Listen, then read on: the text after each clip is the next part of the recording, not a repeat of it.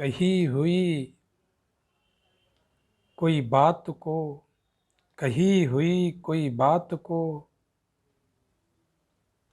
जब कहता वैसे ही कोई डायरेक्ट स्पीच, वहाँ पर निश्चय ही मित्रों होए।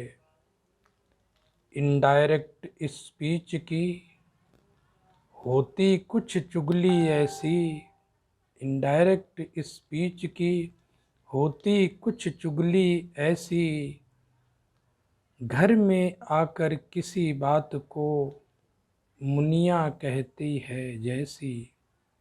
प्यारे मित्रों, आज हम डायरेक्ट और इनडायरेक्ट स्पीच लेकर आप लोगों के सामने हैं, जो कि एक ग्रामर का अहम पोर्शन है और उस पे हम आप आज विस्तृत चर्चा करने वाले हैं। So guys, we are once again with our grammar portion, and this is the direct and indirect speech. तो आइए इसको हम देखते हैं और इसको हम समझते हैं कि डायरेक्ट और इनडायरेक्ट स्पीच जो किसको कहते हैं। आप इसको देखिए और कमेंट जरूर कीजिए।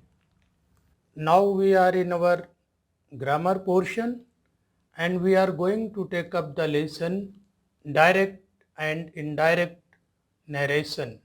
प्यारे मित्रों, आज हम आपको ग्रामर के पोर्शन का डायरेक्ट एंड इनडायरेक्ट नरेशन समझाने का प्रयास करेंगे और देखते हैं कि ये क्या हैं और किस तरह से इनको जो है डायरेक्ट से इनडायरेक्ट में बदला जाता है। ये आपके कोर्स का एक महत्वपूर्ण हिस्सा होता है। तो पहले हम समझ लें कि डायरेक्ट नरेशन किसको कहते हैं और इनडायरेक्ट नरेशन किसको कहते हैं। When we say others speech in the same words without any change in any way is called direct narration। अर्थात जब हम किसी के द्वारा कही हुई बात को बिना किसी परिवर्तन के उसी शब्दों में कह देते हैं तो उसको हम डायरेक्ट नरेशन या डायरेक्ट स्पीच कहते हैं। जैसे कि उदाहरण है, Ram said I write a letter to my father. अब इसमें क्या किया गया है कि राम सेड, राम ने कहा, कि अब ये जो इन्वर्टेड कामा के अंदर जो वाक्य है, शब्द है I write a letter to my father, ये जो शब्द है या वर्ड्स जो है इन्वर्टेड कामा के अंदर, ये इन्वर्टेड कामा कहलाता है, ये यहाँ से और ये। तो इस तरह से ये जो वर्ड्स हैं इनको हम जो है ये किसी के द्वारा ये कहा हुआ स्पीच है ये, तो इसको हम जो है वो direct speech, indirect direct speech कहते हैं। ये उदाहरण तो जैसे कि हमने इसमें देखा कि डायरेक्ट स्पीच अर्थात डायरेक्ट कथन उसको कहते हैं जब हम वक्ता के द्वारा या स्पीकर के द्वारा शब्दों को बिना बदले हुए हूबहू उसी तरह से कहते हैं तो उसको हम कहते हैं डायरेक्ट नरेशन। इस तरह से आइए इनडायरेक्ट नरेशन हम किसको कहेंगे। When we say others speech in our words is called indirect speech। अर्थात जब हम किसी दूसरे के द्वारा कही हुई बात को अपने शब्दों में कहते हैं तो उसको हम इनडायरेक्ट स्पीच कहते हैं। और आइए उदाहरण देखें। एग्जाम्पल के लिए, राम सेड, राम ने कहा, that he wrote a letter to his father. अर्थात राम ने कहा कि उसने अपने पिता को एक पत्र लिखा। तो यहाँ पर राम जो है वो किसी और के कहे हुए कथन को कह रहा है, इसलिए इसको इनडायरेक्ट या अप्रत्यक्ष हम नरेशन कहते हैं। अब आ जाइए कि पार्ट्स ऑफ डायरेक्ट नरेशन मित्रों किसको कहते हैं। और पार्ट ऑफ नरेशन एक जो हमारा शब्द है उसके दो तरह के भेद हैं। पहला है रिपोर्टिंग वर्ब, अर्थात रिपोर्टिंग वर्ब जो कामा के पहले होता है, और दूसरा है रिपोर्टेड स्पीच, अर्थात कामा के पहले का जो शब्द है ये माई फादर सेड, ये शब्द जो है ये रिपोर्टिंग वर्ब कहलाता है। और रिपोर्टेड स्पीच किसको कहते हैं, जो इन्वर्टेड कामा के अंतर्गत आता है, उसके अंदर में आता है। जैसे it is time to go away, तो यहाँ पर इन्वर्टेड कामा के अंदर जो भी आता है उसको, इस कथन को, इस स्टेटमेंट को हम रिपोर्टेड स्पीच के नाम से जानते हैं। ये वाला जो दिखाया गया है ये रिपोर्टेड स्पीच है। अब हमारा नियम शुरू होता है, रूलिंग शुरू होती हैं। यदि रिपोर्टिंग वर्ब प्रेजेंट और फ्यूचर टेंस में रहे तो इनडायरेक्ट स्पीच के वर्ब का टेंस नहीं बदलता है। पहला रूल ये है कि डायरेक्ट स्पीच के वर्ब का टेंस नहीं बदलता है। कब? जब रिपोर्टेड जो वर्ब है वो चाहे फ्यूचर टेंस में हो या प्रेजेंट टेंस में हो, तो डायरेक्ट स्पीच के वर्ब का टेंस जो है वो नहीं बदलेगा। जैसे कि डायरेक्ट स्पीच हमने अभी देखा कि किसको कहते हैं, इधर कामा के अंदर का जो होता है।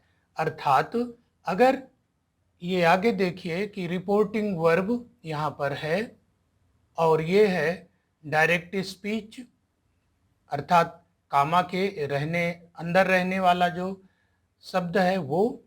तो डायरेक्ट स्पीच में हम देखें, जैसे ही हैज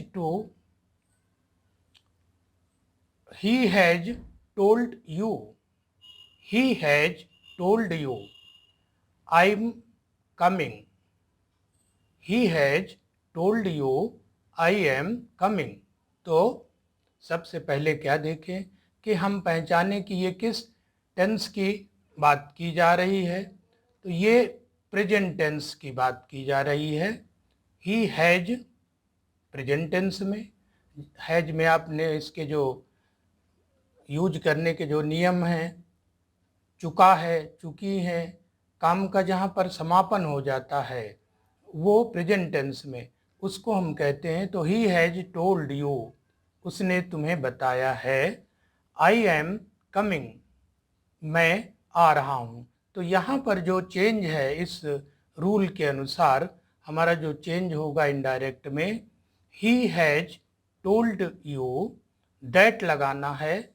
आप सभी जानते हो कि पूर्व की कक्षाओं में जब इन्वर्टेड कामा आप हटा देते हो, जब इनडायरेक्ट में हम बदलते हैं वाक्य को, तो वहाँ पर इन्वर्टेड कामा हटा देते हैं और उसकी जगह पर साधारणतः दैट लगाते हैं।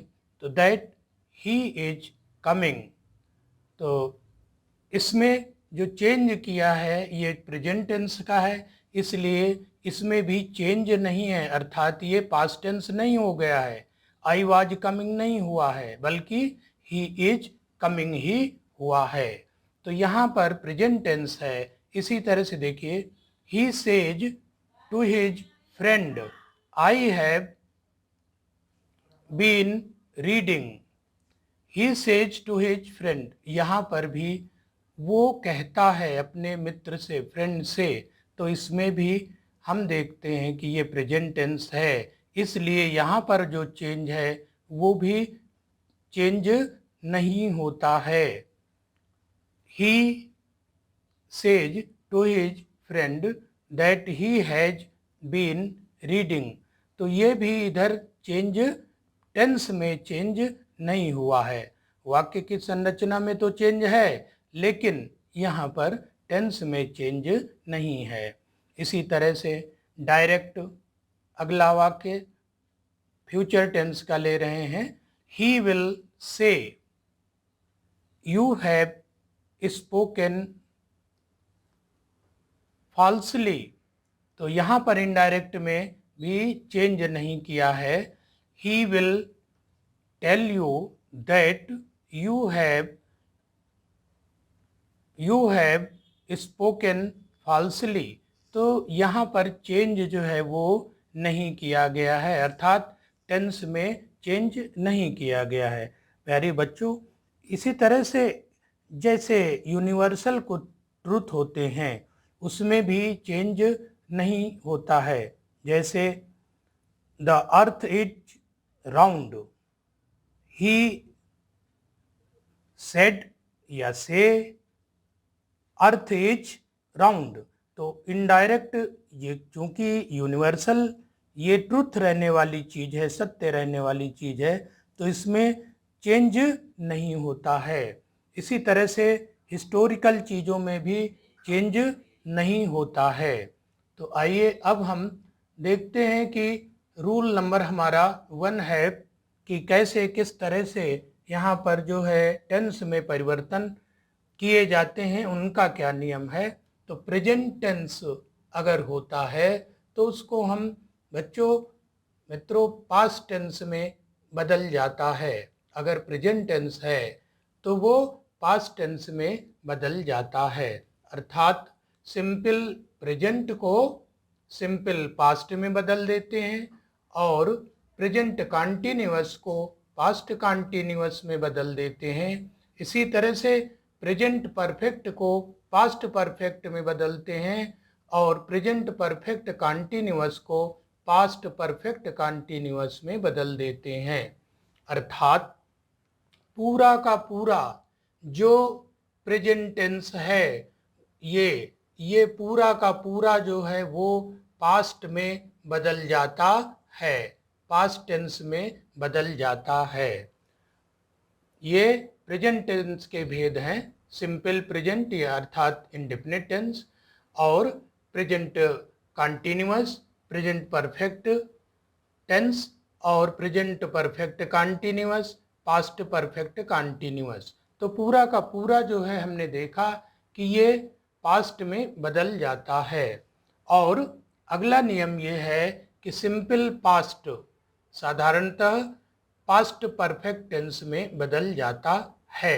जैसे कि एग्जाम्पल है कि डायरेक्ट में he said the man come at 6, ये पास्ट टेंस में है और पास्ट टेंस को जो है हमको बदलना है पास्ट परफेक्ट में, ये हमारा नियम है। तो इनडायरेक्ट में बदलते समय he said that the man, यहाँ पर हैड कम एट 6, ये पास्ट परफेक्ट में ये बदल गया। इसी तरह से अगर पास्ट कॉन्टिन्यूअस है तो वो सदैव ही पास्ट परफेक्ट कॉन्टिन्यूअस टेंस में बदल जाता है। जैसे कि उदाहरण के लिए देखिए कि ही सेड, ये पास्ट टेंस इधर का है, रिपोर्टिंग वर्ब हमारी पास्ट टेंस में है, तो द मैन वाज कमिंग, अब ये यहाँ पर कॉन्टिन्यूअस पास्ट कॉन्टिन्यूअस है, तो यहाँ पर चेंज होकर के इनडायरेक्ट में ये हुई he said the man had been coming. यहाँ पर ये कॉन्टिन्यूअस पास्ट कॉन्टिन्यूअस में ये चेंज हो गया। तो आगे देखिए इनडायरेक्ट में, तो इस तरह से ये चेंज हो गया पास्ट परफेक्ट कॉन्टिन्यूअस में। अब आइए कि फ्यूचर टेंस में जो है वो कैसे चेंज होता है। फ्यूचर टेंस में फ्यूचर टेंस जो है वो बदल करके फ्यूचर इन पास्ट हो जाता है। जैसे कि डायरेक्ट को हमने क्या किया, ही सेड द मैन शैल कम, इधर की तरफ पास्ट टेंस में है और ये शैल यहाँ पर फ्यूचर टेंस है, तो इसलिए ये जब इनडायरेक्ट हम करेंगे तो he said that the man अब यहाँ पर शैल जो है, ये शैल, इसको यहाँ पर शुड में बदल दिया जाता है। तो इस तरह से हमने आज इनके टेंस को देखा कि किस तरह से प्रेजेंट टेंस जो है वो पूरा का पूरा पास्ट टेंस में बदल जाता है, और पास्ट टेंस जो है वो इसमें सिंपल पास्ट जो है वो पास्ट परफेक्ट टेंस में बदल जाता है, और इसी तरह से प्रेजेंट पास्ट टेंस जो है पास्ट कंटिन्यूअस, उसको सदैव ही पास्ट परफेक्ट कंटिन्यूअस टेंस में बदलते हैं। तो आगे का जो हिस्सा है हम बहुत जल्दी ही फिर से उसको आगे कंटिन्यू करेंगे, और इसमें हम देखेंगे कि वाक्यों के जो भेद हैं वो कितने तरह के हैं और किस में किस तरह से हम उनका यूज करते हैं। तो आज हम इसको यहीं तक जो है वो विराम देते हैं। आप इसको फिर से देखते रहिए। तब तक के लिए आप सबका बहुत बहुत थैंक यू। कि हम बात कर रहे हैं फ्यूचर टेंस की। तो फ्यूचर टेंस में अभी हमने देखा कि शैल को शुड में बदल देते हैं, विल को वुड में बदल देते हैं, और ये हम एक सेंटेंस यहाँ पर देखते हैं, जैसे direct he said the man will come, he said the man will come. Indirect में ही सेड, अब यहाँ पर इन्वर्टेड कामा हटा दिया, और इन्वर्टेड कामा हटा करके उसकी जगह पर दैट हमने लगा दिया। दैट द मैन विल को, यहाँ पर ये जो विल लिखा हुआ है इसको हमने ये यहाँ पर चेंज वुड में कर दिया। विल को वुड में चेंज हमने ये कर दिया। इसी तरह से डायरेक्ट में हमने कहा ही सेड द मैन में कम टुमारो। अब इसमें जो हमने इनडायरेक्ट में चेंज किया है, तो ये जो हमारा में है इसको हमने चेंज जो है ये माइट में कर दिया। में का माइट में चेंज हो गया। इसी तरह से अगले वाले में he said the man can come tomorrow. अच्छा, अब देखिए इसका इन्वर्टेड कामा आपने हटा दिया, जब इनडायरेक्ट आप करते हो दैट लगा दिया, और कैन को आपने कुड में बदल दिया। कैन को हम कुड में बदल देते हैं क्योंकि ये कैन का पास्ट टेंस हो गया कुड, और टुमारो का हमने किया नेक्स्ट डे। तो इस कुछ एक चीजें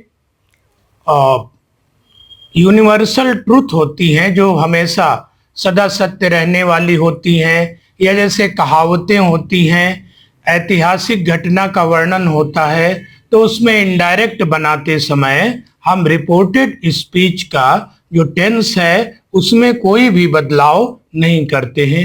जैसे कि डायरेक्ट यहाँ पर देखें, he said we can not be quite,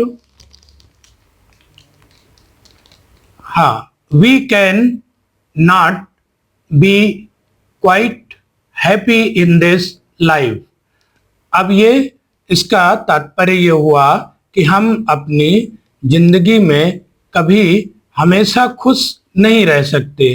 तो ये एक हमेशा सत्य रहने वाली चीज है, और इसलिए इसको इनडायरेक्ट समय बदलते समय हमने यहाँ पर कोई भी चेंजेस में देख रहे हैं, इस पे कोई भी चेंज नहीं हुआ है।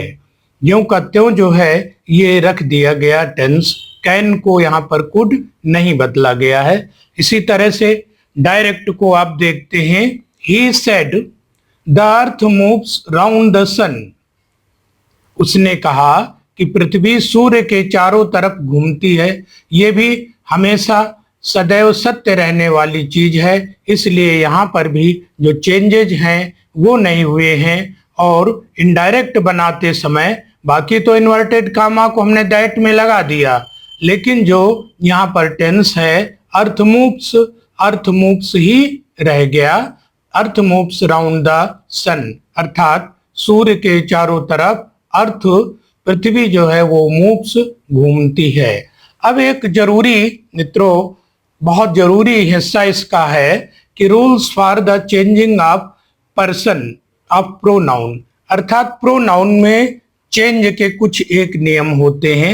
सर्वनाम जिनको आप कहते हैं उनके वचन में जो परिवर्तन संबंधी नियम हैं ये बहुत जरूरी होते हैं। तो पहले तो हम समझ लें कि अंग्रेजी में 3 पर्सन होते हैं, first person, second person and third person.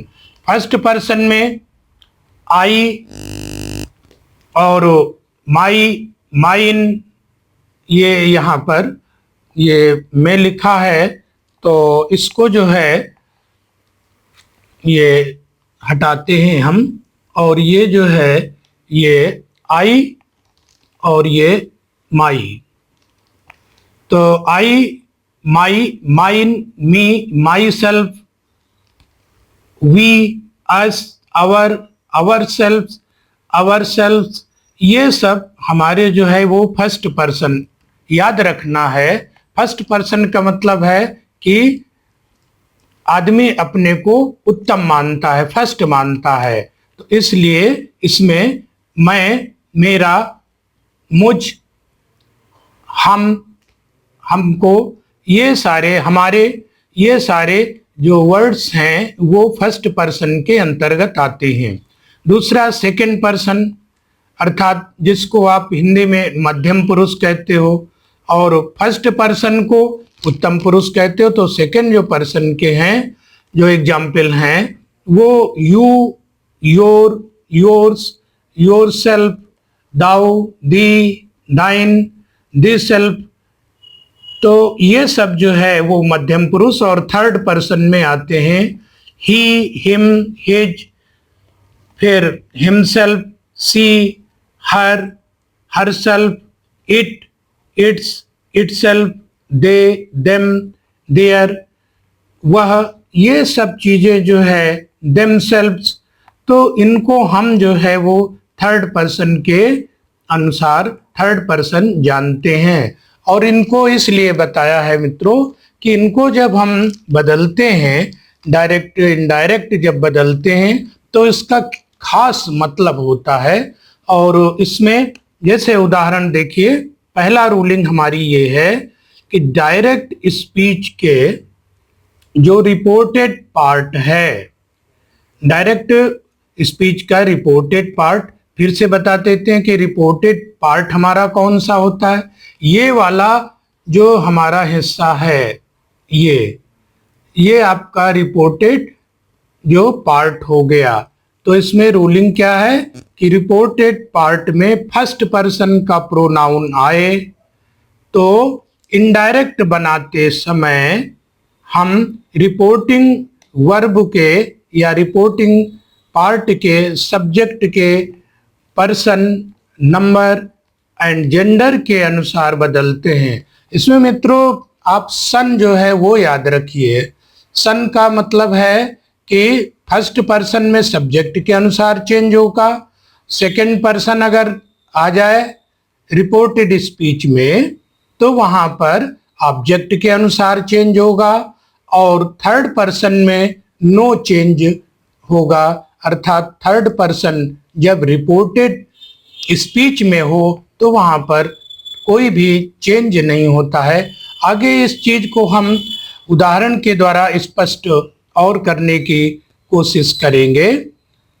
तो इसमें जो है पहला जो है वो फर्स्ट पर्सन अगर आता है रिपोर्टेड स्पीच में तो हम उसको सब्जेक्ट के अनुसार चेंज करते हैं। अब मित्रों हम देखते हैं कि हमारा सब्जेक्ट कौन सा है और इसमें किस तरह से हम चेंज करते हैं।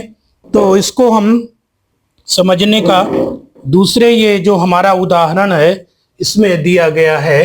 देखिए यहाँ पर जैसे कि डायरेक्ट स्पीच है, they said we have been going to school. तो इसमें दे क्या है, हमारा है ये सब्जेक्ट हुआ, दे हमारा सब्जेक्ट है डायरेक्ट में, और इसी तरह से we have been going to school, ये रिपोर्टिंग वर्ब है और ये रिपोर्टेड स्पीच है। तो यहां पर जो है वो वी आया हुआ है, अर्थात हमारे नियम के अनुसार कि फर्स्ट पर्सन में अगर रिपोर्टेड स्पीच, ये रिपोर्टेड स्पीच है इधर का कामा के अंदर, तो इसमें से अगर यहाँ पर फर्स्ट पर्सन आए तो उसको जो परिवर्तन होगा वो दे के अनुसार होगा। और यहाँ पर देखिए हमने जब चेंज किया तो इसके टेंस तो उसी तरह से बदलेंगे जैसे पहले हमने बताया है, लेकिन इसका जो है, जो इसको हम प्रोनाउन कहते हैं, ये यहाँ पर चेंज होगा सब्जेक्ट के अनुसार। और देखिए इनडायरेक्ट में क्या किया गया कि दे सेड और इन्वर्टेड कामा हटा, दैट, फिर वी की जगह पर, ये जो वी है हमारा, इसकी जगह पर दे हो गया। ये दे क्यों हो गया, क्योंकि ये अभी हमने नियम यहाँ पर बताया था सन, तो सब्जेक्ट के अनुसार यहाँ पर हमने चेंज किया, सब्जेक्ट दे है इसलिए हमने इसको किया दे, और ये टेंस उसी तरह से बदलिए आप, हैव का हमने हैड कर दिया, had been going to school, inverted comma हट गया। इसी तरह से अब आते हैं दूसरा एक उदाहरण के द्वारा और स्पष्ट करने की कोशिश करते हैं। इनडायरेक्ट, ये डायरेक्ट स्पीच है। The child said to me I have been jumping so high. अब इसमें प्यारे मित्रों फिर से उसी तरह से आप देखने की कोशिश करिए कि इसका जो रिपोर्टेड स्पीच है, ये यहां से इन्वर्टेड कामा के अंदर I have been jumping so high, this is reported speech, and ये वाला जो पोर्शन है तो ये आपका रिपोर्टिंग वर्ब है। अब इसमें हम देख रहे हैं कि इसमें फर्स्ट पर्सन आई का यूज हुआ है, तो आई का यूज जो है जब यहां पर हुआ तो इसमें जो चेंज होगा किसके अनुसार होना चाहिए, इधर आप इसके सब्जेक्ट के अनुसार, और सब्जेक्ट क्या है यहाँ पर, ये द चाइल्ड जो है ये हमारा सब्जेक्ट है, और द चाइल्ड के अनुसार यहाँ पर हमने चेंज किया, और चाइल्ड क्या है, ये थर्ड पर्सन है, तो यहाँ पर जो चेंज हुआ I have been jumping so high, तो यहाँ पर जब चेंज किया इन्वर्टेड कामा हटा दिया। अच्छा, सेड को यहाँ पर और एक नियम ये समझ लेना है, वैसे भी आपने पहले के क्लासों में पढ़ा ही हुआ है कि सेड को जो है, सेड टू को ये ऑब्जेक्ट है ये, तो इसलिए इसको हटा देते हैं और सेड की जगह टोल्ड कर लेते हैं। तो the child told me that he, अब यहाँ पर ही कैसे आ गया, ये इसके अनुसार आया है, सब्जेक्ट के अनुसार, ये थर्ड पर्सन है किसी का नाम, तो ये जो है यहाँ पर दैट ही, अब ये टेंस बदला है, हैव का हैड हो जाता है, पास्ट टेंस हो गया, बाकी जो है उसी तरह से बीन जंपिंग सो हाई। अब आ गया हमारा रूल नंबर 2, और इसके अनुसार देखिए SON object, object O for object. अच्छा देखिए नियम, तो यदि डायरेक्ट स्पीच के रिपोर्टेड पार्ट में, अर्थात ये वाले हिस्से में, यदि सेकंड पर्सन का प्रोनाउन आया हो तो इनडायरेक्ट बनाते समय रिपोर्टिंग पार्ट के ऑब्जेक्ट के पर्सन नंबर जेंडर के अनुसार उसको बदलते हैं। अब उदाहरण से देखिए स्पष्ट करते हैं। They said to her you, अब यहां पर यू जो है वो सेकंड पर्सन है, यू सेकंड पर्सन है, तो यू को आप किस तरह से चेंज करोगे? सन में देखिए ऑब्जेक्ट के अनुसार। अब ऑब्जेक्ट इसमें क्या होता है? ये तो हमारा सब्जेक्ट है, लेकिन टू के बाद जो चीज आती है उसको हम कहते हैं ऑब्जेक्ट। तो हमारा ऑब्जेक्ट जो है वो हर हुआ, तो इसको हर के अनुसार चेंज करेंगे। तो यहां पर हमने किया दे टोल्ड हर दैट। अब यहां पर चेंज इसके अनुसार किया, she had been going to school. तो ऐसा है, ये चीज आपको समझ में आ गई होगी। और अब हमारा रूल नंबर 3 बचता है। थर्ड रूल क्या है?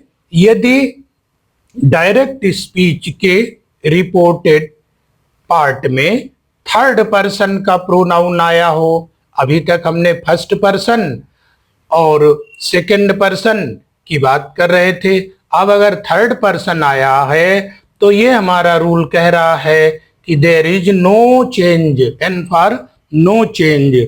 तो देखिए कैसे ये हम करते हैं यहां पर। For examples, direct they said to her he has been going to school. अब यहां पर हमने देखा कि हमारे जो रिपोर्टेड स्पीच है, अर्थात कामा के अंदर जो रहने वाला है, उसमें ये कामा के अंदर ये he has been going to school. तो यहां पर हमको नो चेंज करना है। तो यहां पर देखिए they told her that he की जगह वैसे ही आ गया और had been going to school. तो इस तरह से इसमें हमारे जो केवल टेंस में चेंज हुआ लेकिन प्रोनाउन में चेंज नहीं हुआ। आपको फिर से हम रिमाइंड करा देते हैं कि प्रोनाउन किसको कहते हैं।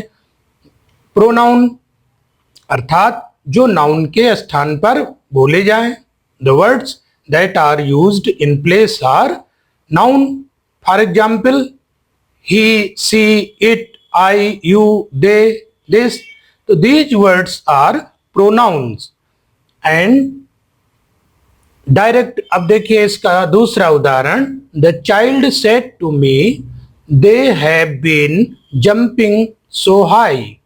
तो यहां पर इनडायरेक्ट बनाते समय फिर से हमको क्या करना है कि इसमें हम देखते हैं कि यहां पर चूंकि दे आया है, दे जो है वो हमारा ये थर्ड पर्सन है और थर्ड पर्सन को चेंज हम नहीं करते हैं, ये रूलिंग है। इसलिए the child told me that they had, tense बदला, they had been jumping so high.